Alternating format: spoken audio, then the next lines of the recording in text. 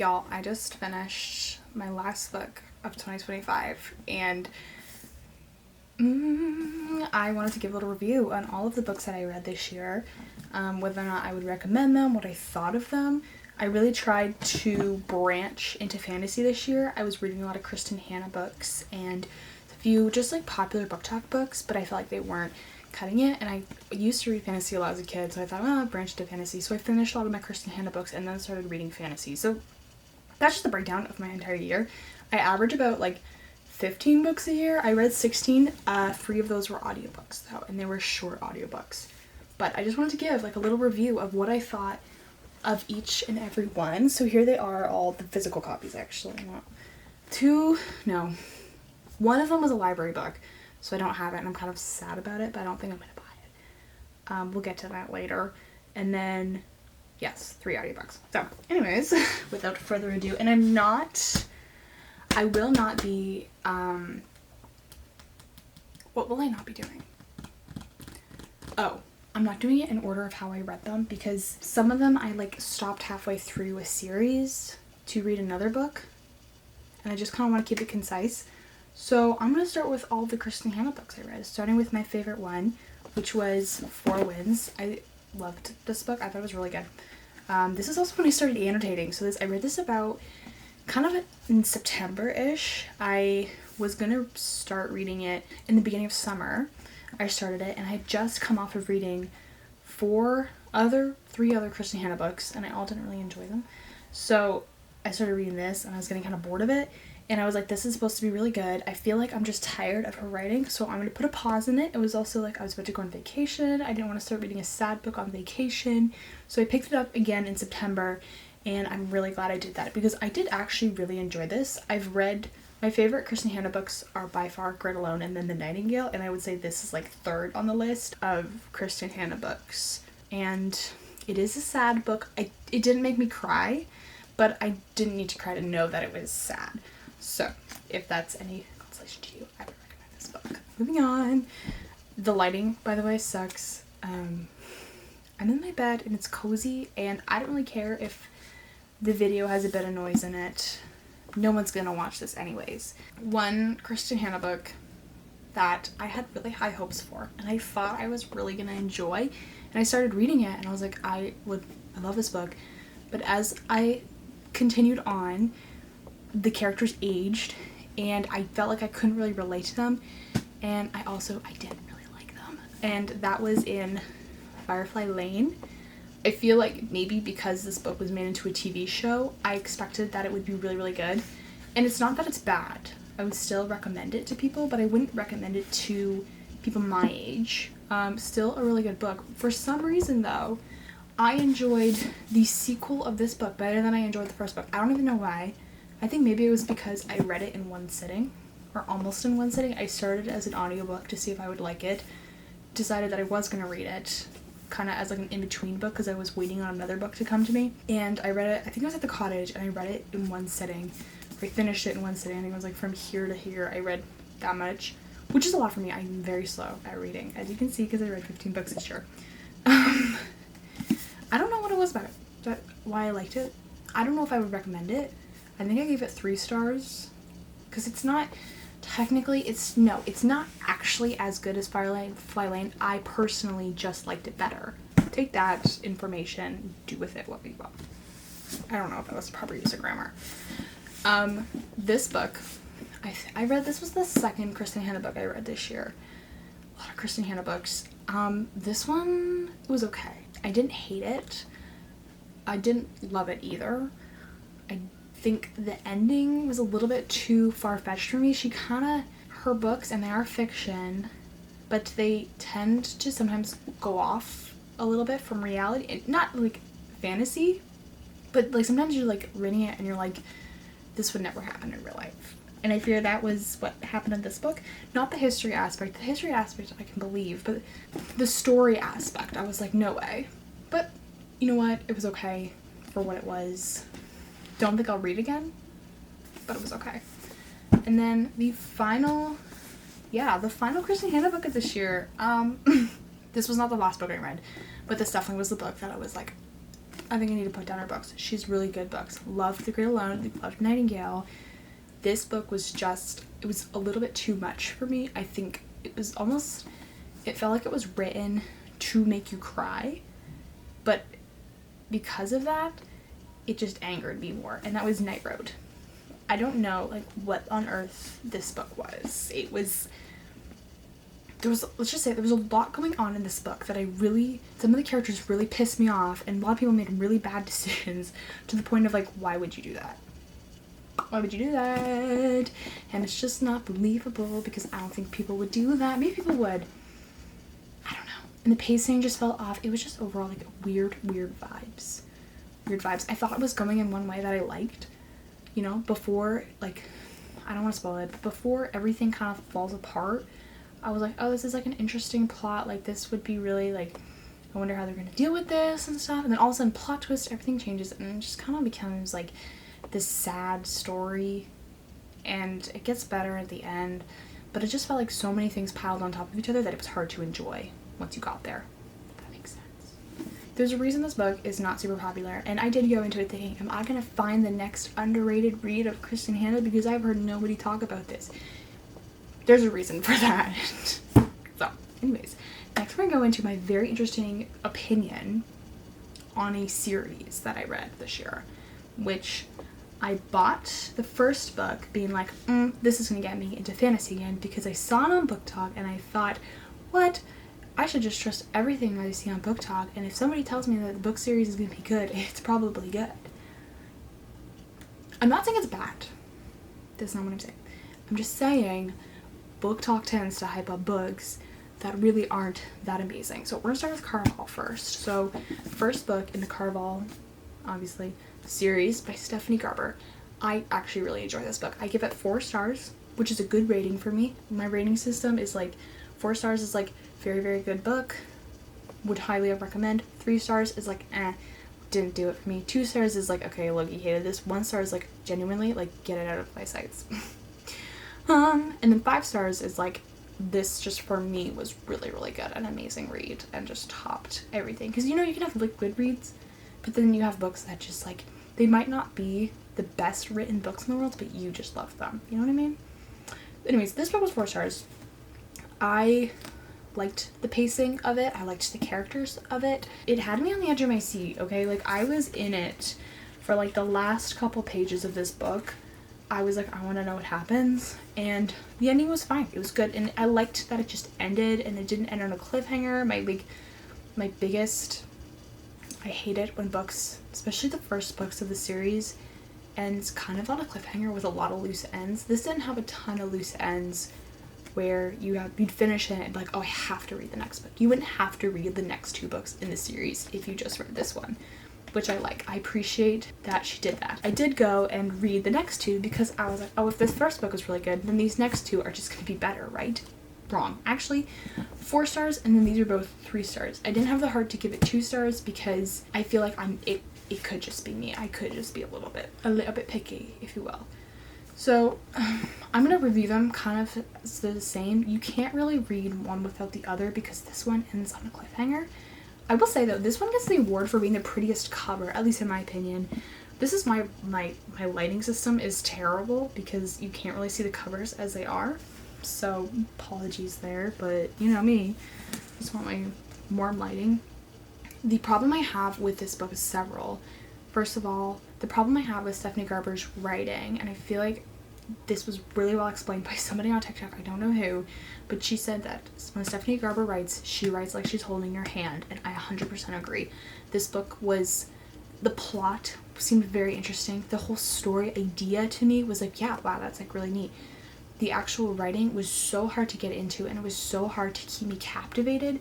I felt like with the first one, it was really good and the stakes were really high because you didn't know a lot about the magic system, so you didn't know how things worked. Once you start to know how things work and you get into these 2 books, you're kind of like, all right, I don't really care. I don't know if that makes sense. And that's another thing too.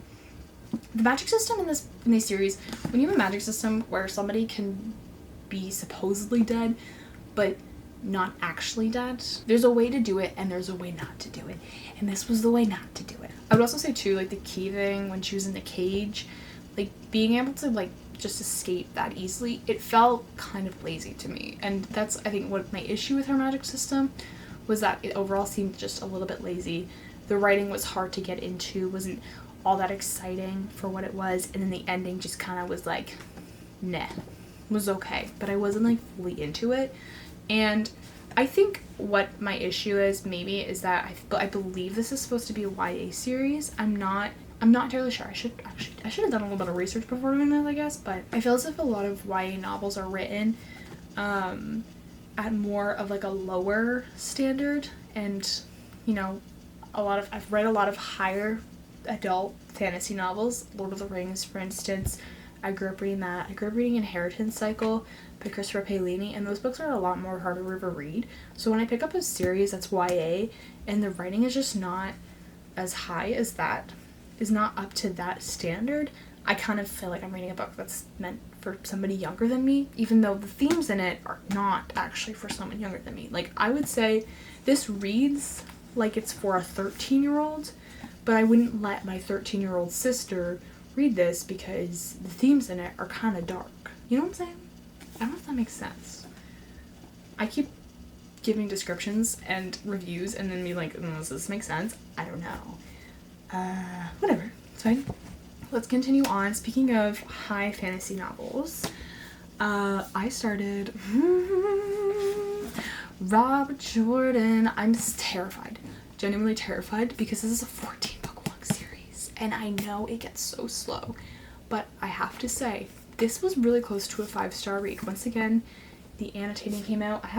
This was like done right when I was just getting into it, and so my tabs stick so far out, but don't worry, I figured it out in the end with my more recent reads. Anyways, continuing on, I saw this book at work, and I thought to myself, like, wow, this was like a fun fantasy series. And then I proceeded to do some research and found out that there are in fact 14 books in this series.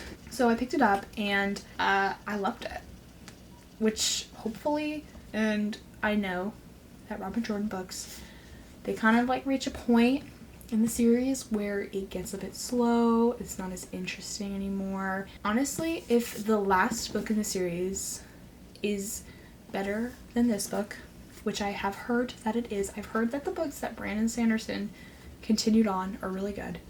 If that is the case, then I think that it's worth the reading. I might have to get the audiobooks for it. I could probably find them at my library on my little Libby app. Yeah, I'll power through. I'll get there. I do have a plan for next year. I'll talk about it at the end of this video as to what books I'm going to read. And I think I might get there eventually. We'll see. It seems like the start of a long journey, but I just read this just to have a taste at what it was, and yes, I would recommend this book to anybody who's looking to get into a higher fantasy series that's going to take them 3 years to read, because that's what I wanted when I picked it up. That's not what I wanted, but I'll take it. So the next book that I read, I do not unfortunately have, which it feels weird that I'm not holding a book. I feel like I should just hold a book. I don't want to hold up my devotional because that's weird. No, we're not doing that. Okay, the next book that I read was Project Hail Mary. And I gave it 4 stars. We'll start with that. I give it 4 stars.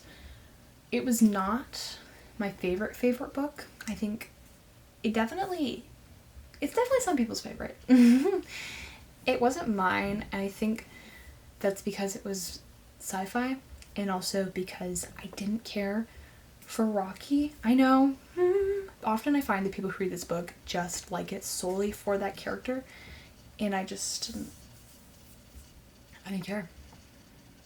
Which, I feel bad saying that out loud, but I just didn't care. It's still a good book. If you enjoy sci-fi, you are going to enjoy this book. If you don't enjoy sci-fi, I can't guarantee that you will.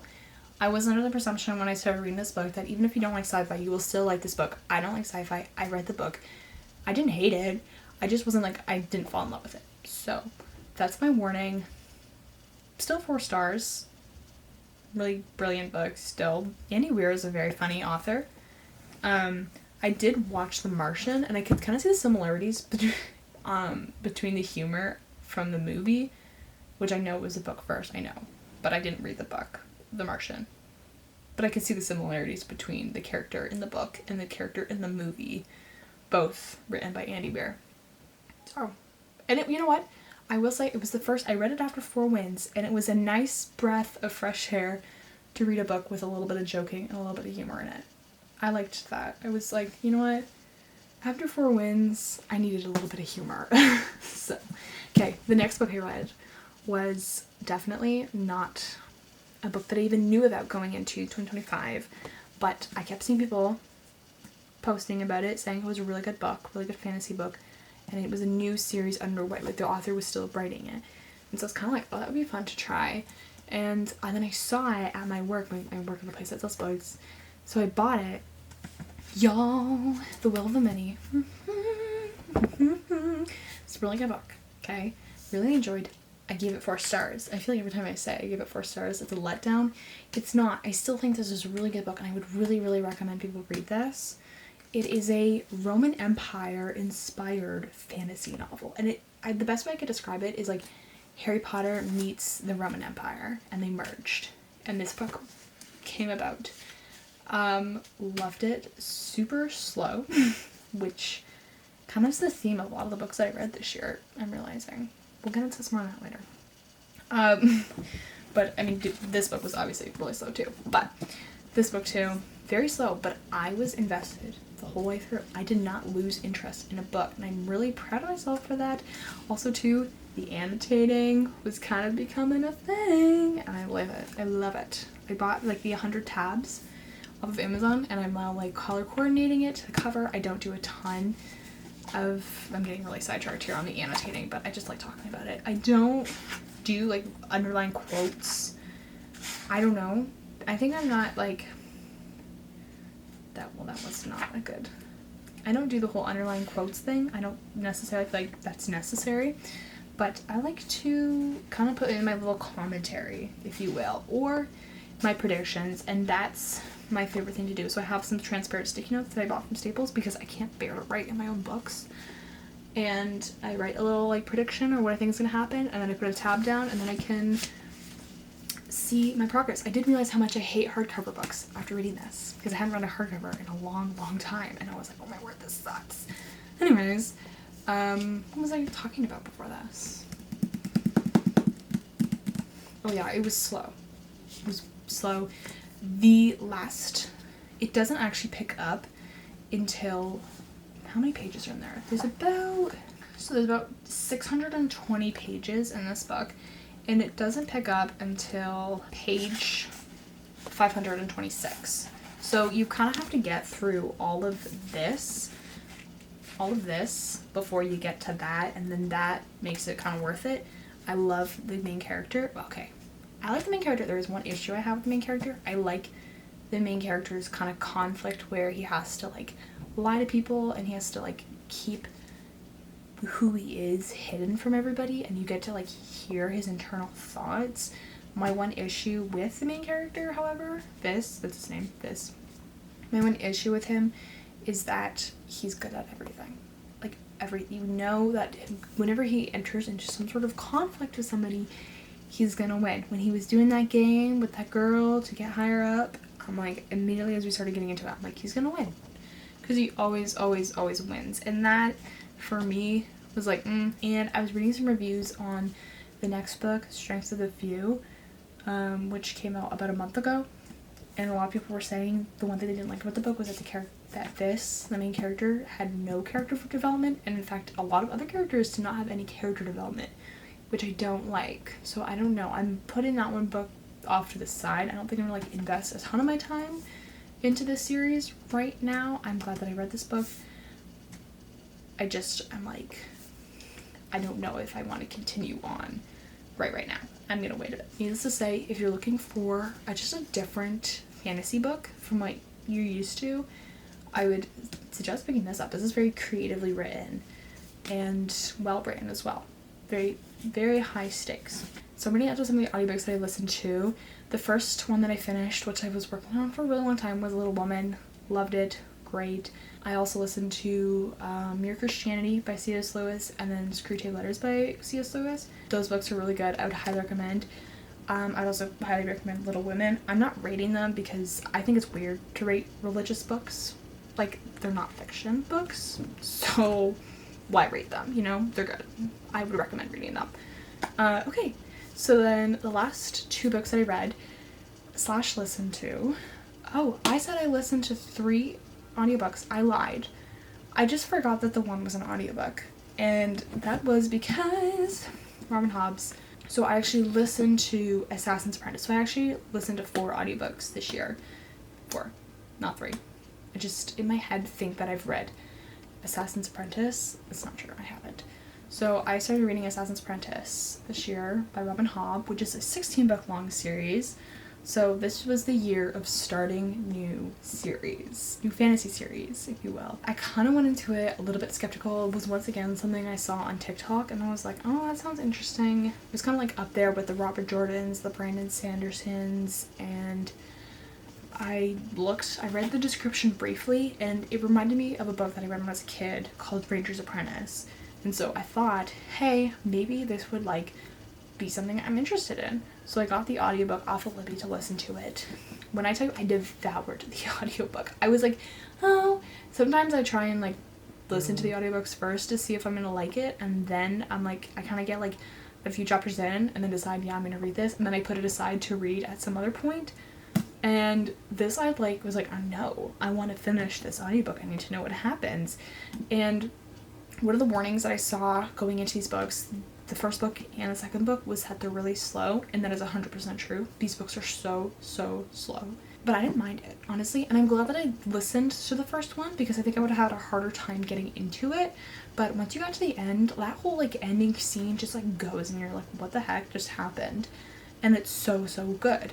So first book I gave 4.5 stars. I would have given it 5 stars, but I was like, you know what, I think the second book is going to be better. I was right. So I listened to that book. When did I listen to it? I think I listened to it in the middle of summer. I was working and listening to audiobooks a lot this summer. So, and then I went ahead and bought this book and made this my last read of 2025, and I loved it so much. Her writing is just so captivating, like something that Stephanie Garber was not able to do. Sorry, Stephanie. Robin Hobb did wonderfully. I'm not a huge fan of the wolf aspect in Fitz. Fitz is the main character, but the whole just story and the politics surrounding it is so interesting to me, and I'm literally like, I'm so attached to all of these characters. I'm attached to Fitz. People think he's annoying. I don't care. I love him. Burrage, once again, probably annoying. Love him. Verity, also annoying. Catrick and his wife. I don't know if I'm saying it right. I think it's Catrick. I can't remember how the audiobook pronounced her name, but that's what I'm going with. Hate Regal with all of my guts, okay? And this book infuriated me, but that's how you know it's good, right? So oh my word, just so good. And I'm terrified. I'm terrified for Assassin's Quest now. And I think I'm going shopping tomorrow, so I'm probably going to buy it, and it's going to be the next book that I read.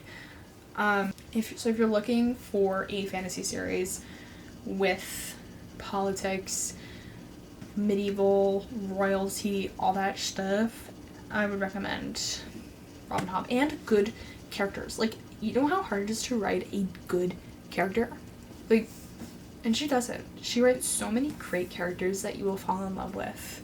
Okay, the video cut out because I was filming on my Sony. All I was doing was ranting about how much I like Robin Hobb and how it reminded me of my childhood series. But that was pretty much the end. So, yes, 15 books, 16 books technically, in 2025. And I'm going to be honest, I don't mind the amount of books that I read in a year. I feel like I have a busy life. I'm doing school right now. I'm in college. I'm also working, and I work full-time in the summer. Plus, I have a crap ton of other hobbies that I enjoy doing.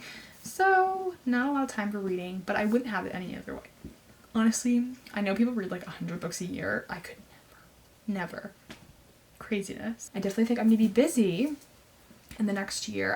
This was my year of reading a lot of, or starting at least, a lot of fantasy novels and series. I started 3, technically finished 1 fantasy series. I will be focusing, though, in 2026 on both Robin Hobb and Robert Jordan, and I'm terrified because this is a 16 book long series and this is a 14 book long series, and they're slow, especially Robert Jordan. I actually know that Robert Jordan kind of has a slump moment, and honestly, I'm probably gonna have to power through it with audiobooks because I'm really gonna sick of it. But I think I have enough willpower to get through it, and if I don't think I'm enjoying it, I can stop. You know, I'm not being forced to do this, but my plan is honestly just to take a trilogy, or there's a quartet as well in the series, but take a trilogy at a time. I'm gonna do Assassin's Quest next, and then I'm gonna do the next 2 Robert Jordan books, and then I'll do Live Street Traders, and then do a couple Robert Jordan books, and then I'll do Tiny Man, and then I'll do Robert Jordan, and then I'll do Rain Wild. I think I have that in the right order. Robert Jordan, Fits in the Fool, which I'm probably gonna, I don't know. Am I gonna cry? I haven't cried in the last 2 books. I'm not a big crier, but I think maybe. This book I thought was gonna make me cry, and I almost did, and then I kind of got to the end and I was like, you know what, it's sad. I feel bad for him, but was not cry. I only cry really in deaths. So needless to say, I will be busy. This is probably gonna take me about 2 years to read all of these series, and I'm probably gonna pick up a few books in between.